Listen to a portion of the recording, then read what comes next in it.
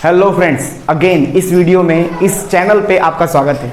मैं आपको बता दूं कि इस वीडियो में मैं क्या बताने जा रहा हूं। तो मैं आपको यहाँ पे टेंस के बारे में बताने जा रहा हूं कि टेंस का आइडेंटिफिकेशन क्या है, एक्टिव वॉइस पैसिव वॉइस में उसका हेल्पिंग वर्ब क्या है, आप कैसे पहचानोगे। अगर आप किसी सेंटेंस को देख करके नहीं पहचान पाते हो कि वो कौन से टेंस का है, तो ये वीडियो आपके लिए बहुत इंफॉर्मेटिव है। तब ये वीडियो आप पूरा शुरू से अंत तक देखो।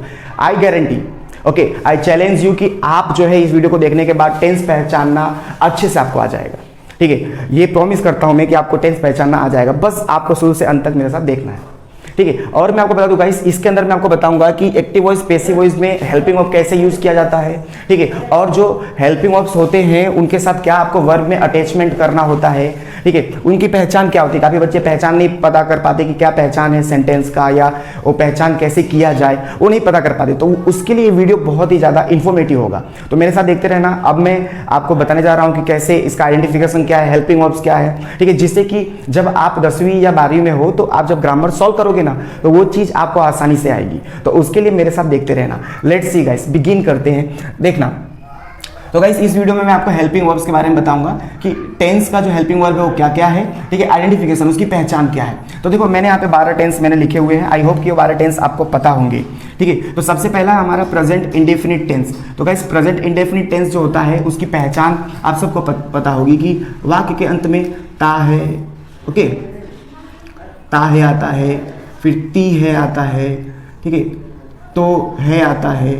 ठीक है, ऐसे जो है वाक्य के अंत में आपको देखने को मिलेंगे। तो समझ जाना कि ये हमारा प्रेजेंट इंडेफिनिट टेंस है।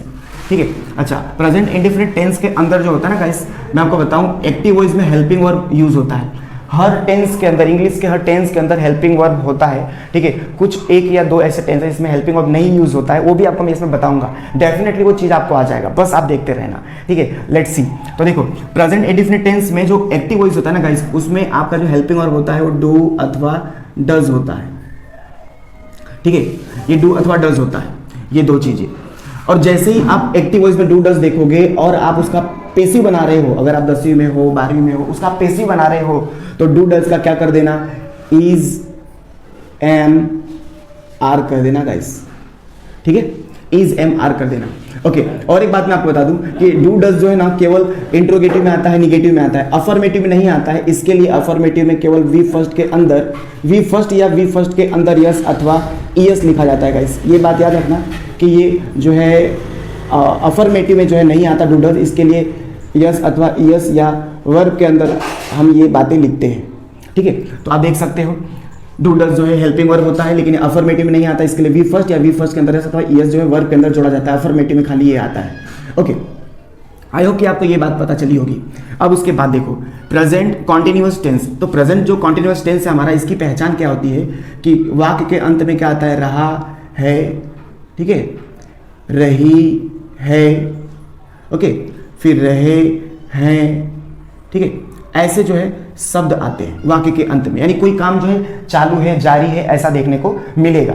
ठीक है, तो इस तरह से देखो इसकी पहचान होती है। बस बहुत आसान है, बस एक बार देख लो, डेफिनेटली ये चीज आपको आ जाएगा। ठीक है, मैं प्रॉमिस करता हूं, बस आप एक बार देखो इसे। आना मतलब आना है, आप टेंस पहचानना सीख जाओगे इसके जरिए। अब देखोगे रहा है, रही, रहे आता है। और प्रेजेंट कॉन्टिन्यूअस टेंस में क्या होता है, पहचान क्या होता है कि इसके अंदर जो है ना इज एम आर ये देखने को मिलता है। ठीक है, अब मैं ये भी बताऊंगा, यहाँ पे इज एम आर है, यहाँ पे भी इज एम आर है। काफी बार बच्चे कंफ्यूज हो जाते हैं कि दोनों जगह इज एम आर है, तो हम कैसे पहचानेंगे, एक्टिव वाला है कि पैसिव वाला है, वो भी मैं बताऊंगा। बस आप देखते रहना, वो भी मैं बताऊंगा। ओके, अब जैसे आपने मान लिया कि देखा कि प्रेजेंट कॉन्टिन्यूअस टेंस है और इज एम आर लिखा हुआ है, तो जैसे आपको इज एम आर दिखे एक्टिव वॉइस में और आप पैसिव बना रहे हो, तो इज एम आर का आप क्या कर दोगे, इज एम आर ही रहेगा गाइस। इज एम आर का इज एम आर ही लिखना। ठीक है, हेल्पिंग वर्ब अभी मैं सिखा रहा हूं, अभी वर्ब भी मैं आपको बताऊंगा। ठीक है, अब देखो प्रेजेंट परफेक्ट टेंस में क्या होता है गाइस, प्रेजेंट परफेक्ट जो हमारा टेंस होता है उसकी पहचान होती है कि चुका है, ठीक है, चुके हैं, ठीक है, चुकी है, ऐसे जो है शब्द आता है वाक्य के अंत में। या फिर लिया है, दिया है, किया है, ये भी आता है, लिया है, दिया है, किया है, ऐसे भी आता है। ठीक है, चुकी है। ओके, इस तरह से प्रेजेंट परफेक्ट टेंस की पहचान है। ठीक है, अब इसमें क्या होता है, एक्टिव वॉइस में क्या होता है, हैज या आपको हैव देखने को मिलेगा। ठीक है। एक्टिव वॉइस, दो तरह से वॉइस होते हैं, एक्टिव वॉइस और पैसिव वॉइस होते हैं। एक्टिव वॉइस में हैज हैव आपको देखने को मिलेगा।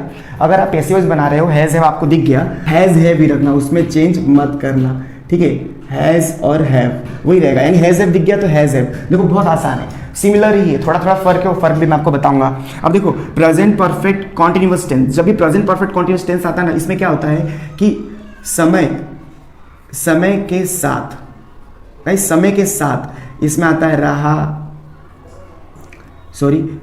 है, ठीक है, रही है, ठीक है, रहे हैं, ऐसे शब्द आते हैं समय के साथ। समय के साथ कहने का मतलब क्या है, जैसे मैं 10 बजे से खा रहा हूँ, मैं 1 बजे से उठ रहा हूँ, मैं 2 बजे से पढ़ रहा हूँ, यानी समय के साथ रहा है, रही है, ऐसे।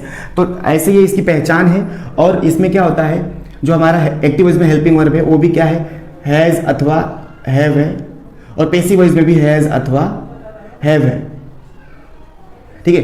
अब आपको लग रहा होगा कि सब में हैज़ हैव है, इज एम आर है, तो मैं आपको यहाँ पे अब मैं क्लियर करता हूँ कि किस तरह से जो है आप यहाँ पे पहचान पाओगे कि कौन सा एक्टिव वॉइस का है इज एम आर, कौन सा पैसिव वॉइस का है। तो बस मेरे साथ देखते रहना, ठीक है।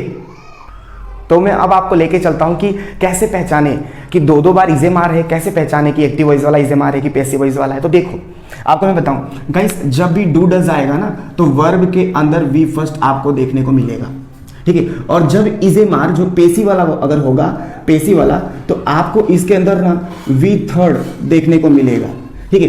इज एम आर हो और वी थर्ड हो तो समझ लेना कि ये पेसिव वॉइस वाला हमारा प्रेजेंट इंडेफिनिट टेंस का सेंटेंस है। अच्छा, अब यहाँ पे इज एम आर अगर आपको दिख जाए और इसके अंदर आपको क्या दिखेगा, आई एन जी, वर्ब के अंदर आई एन जी दिखेगा गाइस, ठीक है।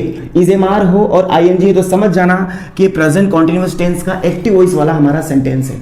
अब यहाँ पे भी इज एम आर है तो यहाँ पे क्या होगा, तो यहाँ पे गाइस बिंग होता है, ठीक है, बिंग प्लस वी थर्ड, ठीक है। अब यहाँ पे देखो, अगर आपको इज एम आर के साथ आईएनजी दिखा तो प्रेजेंट कॉन्टिन्यूअस का एक्टिव वॉइस, अगर आपको इज एम आर के साथ वी थर्ड दिख गया तो प्रेजेंट इंडिफिनिट का कौन सा होगा, पैसिव वॉइस। और बिंग, इज एम आर के साथ बिंग प्लस वी थर्ड दिख गया तो प्रेजेंट कॉन्टिन्यूअस का पैसिव वॉइस। इस तरह से आप इसको पहचान सकते हो, ठीक है। देखा आपने कितना आसान है, बस आप देखते रहना मेरे साथ, ठीक है। डेफिनेटली वो चीज आपको आएगा, टेंस पहचानना अब आपको आराम से आएगा, ठीक है। तो देखना यहाँ पे देखो वी थर्ड, अगर आपको हैज हैव के साथ वी थर्ड दिख जाए, हैज हैव लिखा हो, हैज या हैव लिखा और वी थर्ड हो तो समझ लेना ये प्रेजेंट परफेक्ट का एक्टिव वॉइस है। और यहाँ पर अगर आपको बीन, ध्यान देना, बीन प्लस वी थर्ड दिख जाए, ठीक है, ये चीज है, बीन प्लस वी थर्ड तो समझ लेना ये प्रेजेंट परफेक्ट का कौन सा है, पैसिव वॉइस है। Yes guys, right. तो हैज के साथ खाली वी थर्ड होगा तो एक्टिव वॉइस, और हैज हैव के साथ बीन वी थर्ड होगा तो पैसिव वॉइस। देखो ध्यान से देख रहा ना, बहुत आसान है। अब यहाँ पे देखो हैज हैव के साथ अगर, अच्छा सॉरी गाइस, मैं आपको यहाँ बता दूं, यहाँ पे जो है इसका पैसिव वॉइस नहीं बनता, ठीक है, सॉरी, ये पैसिव वॉइस इसका नहीं बनता। ओके, अब देखना, अब मैं आपको बता दूं कि यहाँ पे जो है हैज हैव, ध्यान देना, हैज हैव जो है यहाँ पे हमारे पास, ठीक है, ये जो हैज हैव है इसमें क्या होता है कि बीन इसके साथ लगेगा प्लस जो है वर्ब के अंदर क्या होगा, आईएनजी, ठीक है, वर्ब के अंदर आईएनजी। तो इस तरह से इसकी पहचान है। मैंने हेल्पिंग वर्ब भी आपको बता दिया है और मैंने आपको क्या बता दिया कि वर्ब में क्या चेंजेस होगा। तो इस तरह से अगर देखो सब में वर्ब अलग है, भले हेल्पिंग वर्ब आपको कहीं ना कहीं सेम दिख रहा होगा, ठीक है, लेकिन वर्ब जो है हर जगह पे अलग अलग तरीके से आया हुआ है, ठीक है। तो अब मैं आपको नेक्स्ट आगे लेके चलता हूँ, ध्यान देना। अब मैं आपको लेके चलता हूँ पास्ट इंडेफिनिट टेंस में। तो गाइस पास्ट इंडेफिनिट जो हमारा टेंस है उसमें जो है वाक्य के अंत में क्या आता है, था, ओके, थी, ओके, थे, यह आता है। या फिर आप बोल सकते हो आ, ई, ए, ऐसे शब्द भी आते हैं, ठीक है। तो ये पहचान है, था, थी, थे, आ, ई, ए। जैसे मैंने खाना खा लिया, आ, मतलब पास्ट सिंपल टेंस। ओके, जब भी पास्ट सिंपल टेंस होगा तो एक्टिव वॉइस में हेल्पिंग वर्ब होता है डिड, ठीक है। पैसिव वॉइस, जब डिड देखोगे तो इसका पैसिव वॉइस में क्या कर देना, वॉज या वर लिख देना, ठीक है, ये हो गया।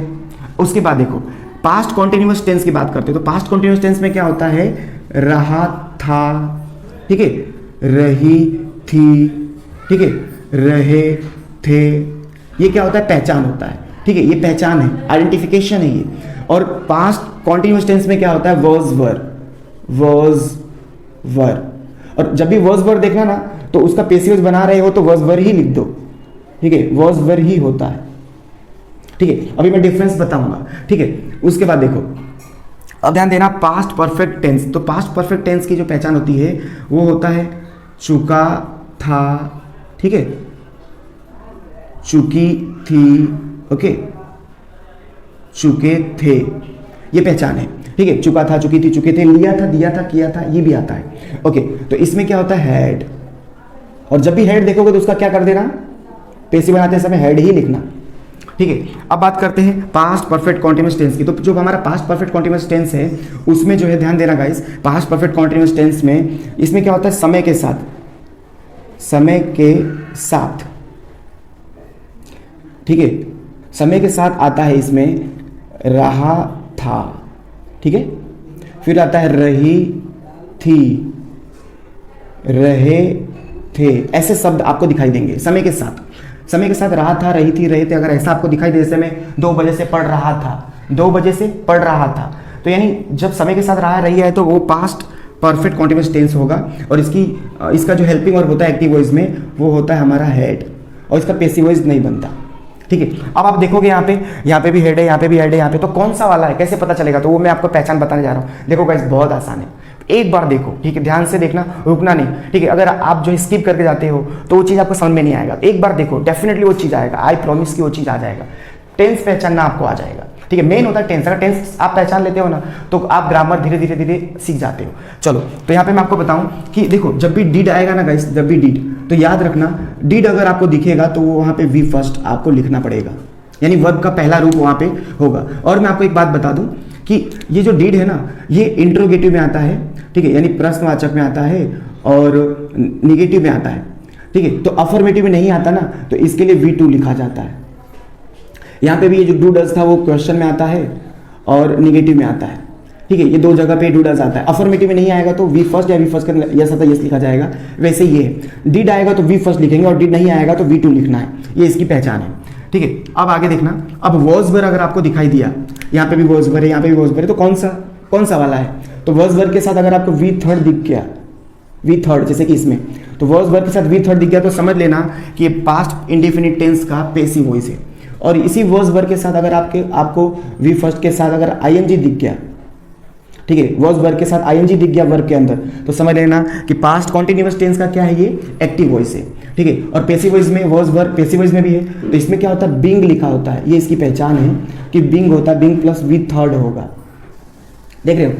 यहाँ पे आईएनजी वर्ब के साथ आईएनजी आ गया तो ये पास्ट कॉन्टिन्यूअस का एक्टिव वॉइस, और वर्ब बीइंग के साथ वी थर्ड आ गया, बीइंग और वी थर्ड आ गया तो ये पास्ट कॉन्टिन्यूअस का पेसिव वॉइस, ठीक है। अब यहाँ पे देखो पास्ट परफेक्ट टेंस का मैं बताऊं, हेड के साथ अगर आपको वी थर्ड दिख गया तो समझ लेना कि ये पास्ट परफेक्ट है। और हेड के साथ अगर आपको बीन प्लस वी थर्ड दिख गया, बीन प्लस वी थर्ड, तो समझ लेना कि ये जो है ना पास्ट परफेक्ट का ये पेसिव वॉइस वाला है जो सेंटेंस है, ठीक है। आई होप कि आपको समझ में आ रहा होगा। एक बार देखो ये हमेशा के लिए आपका जो कंफ्यूजन है टेंस पहचानने वाला दूर हो जाएगा, चाहे आप 10वीं में हो चाहे आप 12वीं में हो, वो डेफिनेटली वो चीज़ आपको आ जाएगा। देखो मेरे साथ, ठीक है, ओके।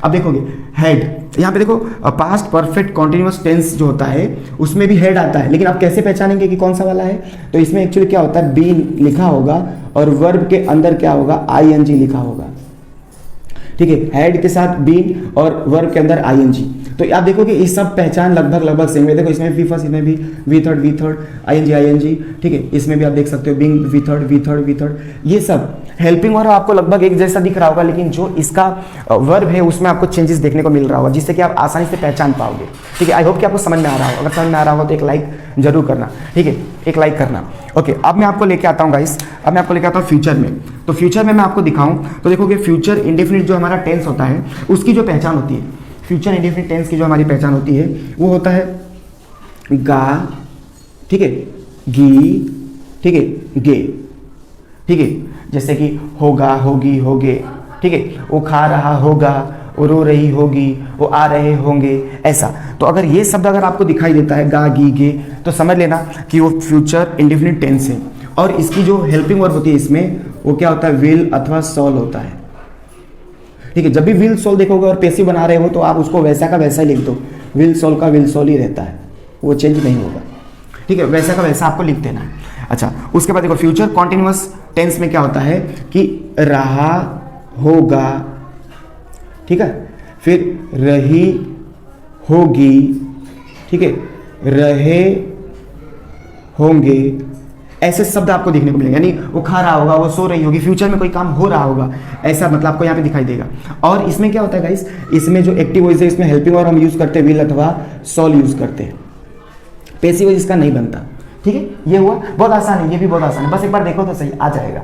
अब आगे देखना, future perfect tense. Future perfect tense में क्या होता है कि चुका होगा, चुका होगा, ठीक है, चुकी होगी, ठीक है, फिर चुके होंगे, ठीक है, ऐसे शब्द, चुका होगी, चुके होंगे, चुकी होगी, ठीक है, लिया होगा, दिया होगा, किया होगा, ऐसे शब्द। और आपको इसमें क्या, मैं आपको बता दूं, इसमें होता है ना, इसमें भी आपको विल और सेल जो है हमारा हेल्पिंग वर्ब है, ठीक है, और पैसिव जब आप विल सेल परफेक्ट वाला है अगर बना रहे हो तो विल सोल ही लिखना है। मुझे पता है कि आपको डाउट हो रहा होगा कि सब में विल सेल कैसे पहचानेंगे, तो डेफिनेटली आप देखना, मैं भी आपको बताऊंगा, आप पहचान जाओगे, सब अलग है, बस एक बार देखना, पहचान जाओगे। अब देखो, future perfect continuous tense, future perfect जो कॉन्टिन्यूअस टेंस होता है इसमें हमारा क्या होता है, समय के साथ साथ, समय के साथ साथ, ठीक है, समय के साथ जो है क्या आएगा, रहा होगा, ठीक है, रहे होंगे, ठीक है, फिर आता है रही होगी, ऐसे जो है शब्द इसके अंदर आपको देखने को मिलेंगे। समय के साथ रहा होगा, रही होगी, रहे होंगे, जैसे मैं 10 बजे खा रहा हूँगा, वो 5 बजे पढ़ रही होगी, ऐसे शब्द आपको देखने को मिलेंगे। तो यहाँ पे देखोगे इसमें भी क्या होता है ना कि विल और सेल होता है, आपको हेल्पिंग वर्ब इसमें भी क्या होगा, विल और सोल देखने को मिलेगा, और इसका पैसिव वॉइस नहीं बनता है, ठीक है, इसका पैसिव वॉइस नहीं बनता है। अब सब में आपको दिखाई दे रहा होगा विल सोल। आई नो कि आपको कंफ्यूजन हो रहा होगा, मैं अभी आपको डाउट जो है क्लियर कर देता हूँ। एक्चुअली मैंने खाली हेल्पिंग वर्ब लिखा है, अब मैं आपको डाउट क्लियर कर देता हूँ कि कैसे पहचाना जाए। तो देखना, देखोगे तो जब भी विल सोल के साथ अगर आप वी फर्स्ट देख लोगे ना गाइस, वी फर्स्ट, तो समझ जाना कि वो फ्यूचर इंडिफिनिट का एक्टिव वॉइस है। और विल सोल के साथ अगर आपको बी प्लस वी थर्ड दिखेगा, बी प्लस वी थर्ड, तो हमारा पैसिव वॉइस कहलाएगा, ठीक है, प्रेजेंट फ्यूचर इंडिफिनिट का ये पैसिव वॉइस कहलाएगा।